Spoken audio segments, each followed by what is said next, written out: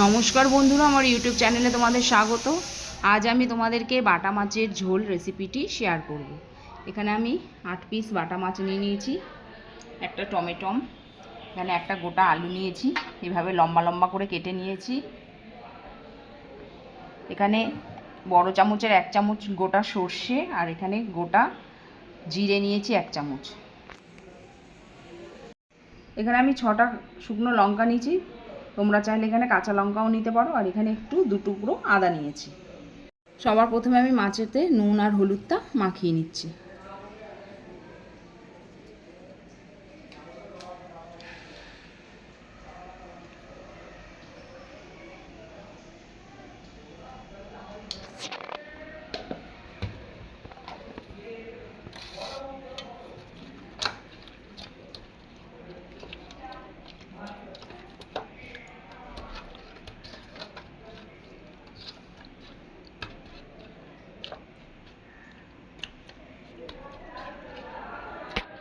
মাছে আমি নুন হলুদ মাখিয়ে রাখছি। আমি এই মশলাগুলো সব পেস্ট করে নেব। সর্ষে, গোটা জিরে,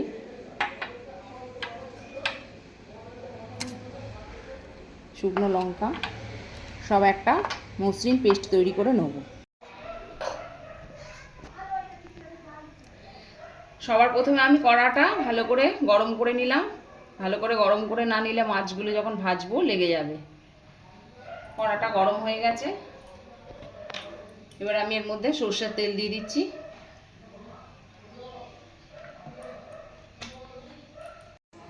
তেলটা ভালো করে গরম হয়ে গেছে, এবার আমি মাছগুলো এক এক করে দিয়ে দেবো।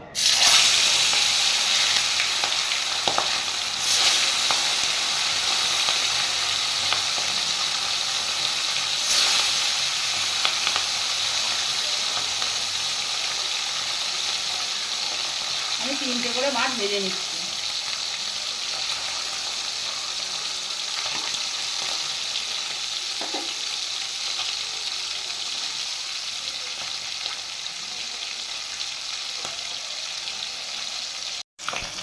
মাছের এই পিঠটা ভাজা হয়ে গেছে, এবার ও পিঠটা নিয়ে উল্টে দিচ্ছি।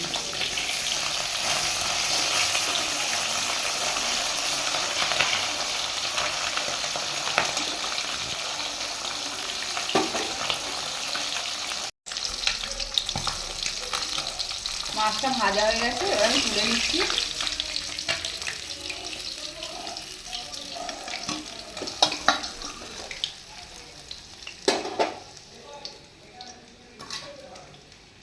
এবার আমি বাকি মাছগুলো সব এক এক করে ভেজে নেব।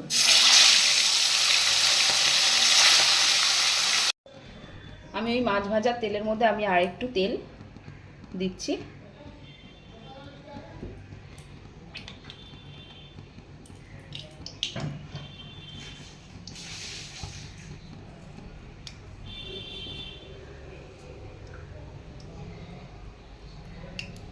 তেলের মধ্যে আমি একটু কালো জিরে ফোড়ন দিলাম।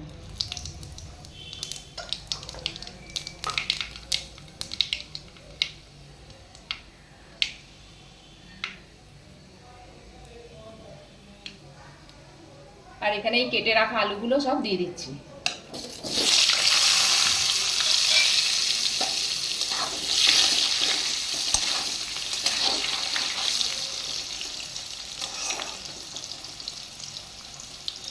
আলু ভাজার মধ্যে আমি একটু নুন দিচ্ছি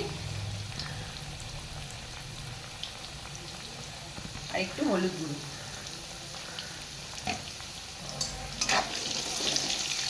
আমি আলুগুলো একটু ভালো করে লাল লাল করে ভেজে নেব।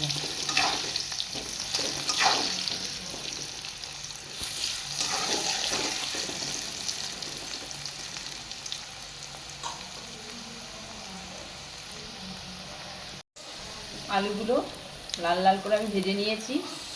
এবার আমি মিক্সিতে যে মশলাটা পেস্ট করে রেখেছি এটা ঢেলে দিচ্ছি।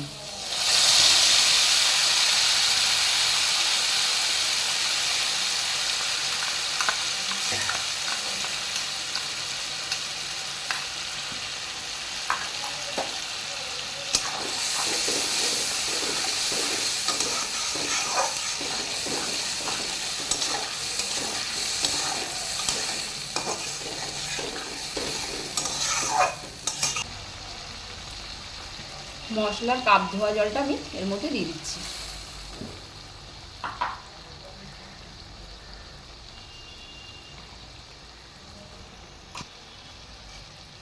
মশলার মধ্যে আমি 1 চামচ হলুদ দিচ্ছি।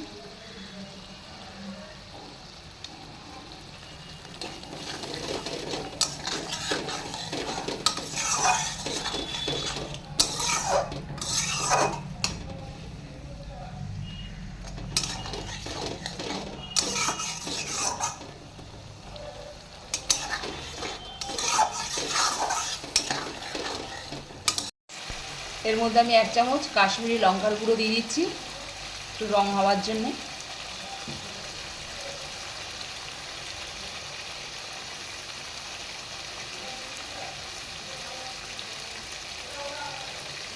আর পরিমাণ মতন আমি একবারে নুনটা দিয়ে দিচ্ছি।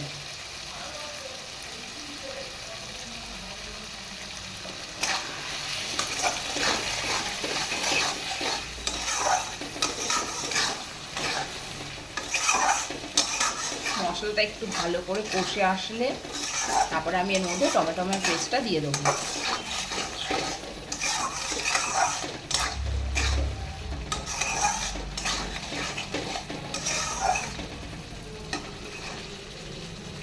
এখানে মশলাটা একটু ভালোভাবে কষে এসছে, এর মধ্যে আমি টমেটোর পেস্টটা দিয়ে দিচ্ছি।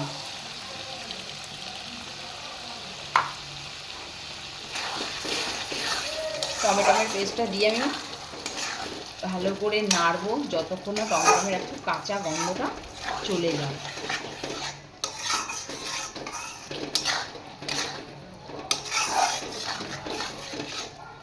আর মশলাটা থেকে ভালোভাবে যাতে তেল ছেড়ে আসে সেই ততক্ষণ আমি এটা কষিয়ে নেব।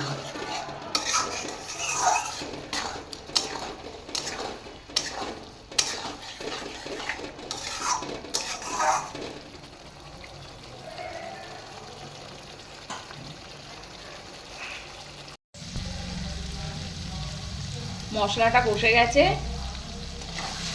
এর মধ্যে এবার আমি জল দিয়ে দিচ্ছি।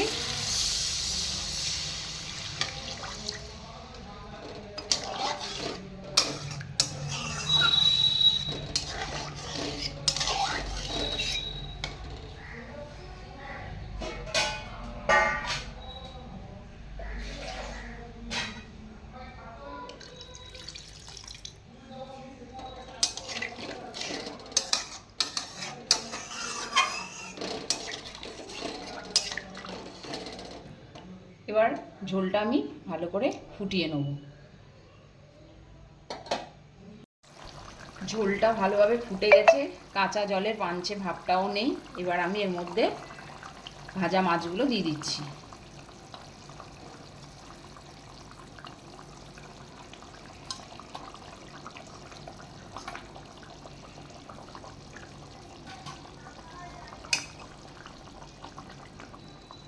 মাছটা দিয়ে আমি আর 2 মিনিট ফুটিয়ে নামিয়ে দেবো।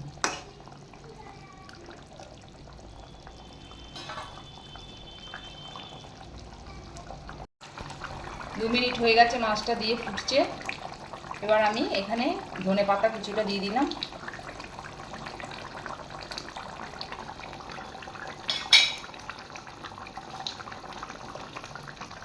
মাছটা রান্না হয়ে গেছে, এবার আমি একটি পাত্রে এটা ঢেলে নেব। আমি এখানে গামলার মধ্যে সার্ভ করে নিয়েছি বাটা মাছের ঝোল। তোমাদের যদি রেসিপিটা ভালো লাগে ভিডিওতে একটা লাইক আর চ্যানেলে সাবস্ক্রাইব করবে। আমি আসবো আবার একটি নতুন ভিডিও নিয়ে, আর তোমরা অবশ্যই এটা ট্রাই করবে।